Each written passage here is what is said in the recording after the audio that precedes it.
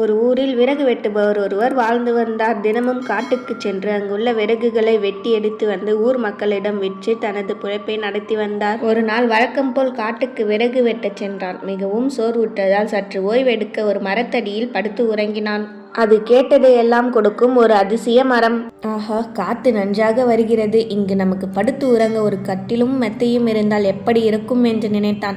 அவன் நினைத்தவுடனே அவன் முன் கட்டிலும் மெத்தையும் அங்கு தோன்றியது. அவனுக்கு மிகுந்த சந்தோஷம். உடல் மிகவும் களைப்பாக இருக்கிறது. கை கால்கள் எல்லாம் அதிகம் வலிக்கிறது. பிடித்துவிட ஒருவர் இருந்தால் நன்றாக இருக்கும் என்று நினைத்தான். அடுத்த நொடியே ஒரு தேவதை தோன்றி அவன் கை கால்களை பிடித்து விட்டாள். அவனால் நம்பவே முடியவில்லை. நம் மனதில் நினைத்ததெல்லாம் எப்படி நடக்கிறது? சரி, காலையிலிருந்து உணவு இல்லாமல் பட்டினியில் கிடக்கிறோம். உண்ண ஏதாவது உணவு கிடைத்தால் நன்றாக இருக்கும் என்று நினைத்தான். உடனே அவன் அருகே பழங்கள் மற்றும் குளிர்பானங்கள் கிடைத்தன.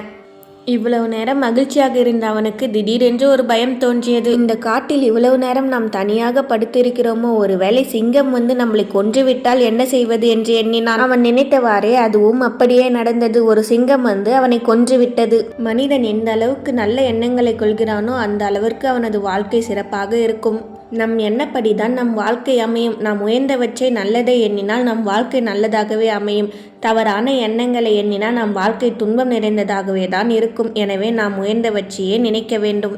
நாம் எதை பற்றி சிந்திக்கிறோமோ அதுவாகவே ஆகிறோம்.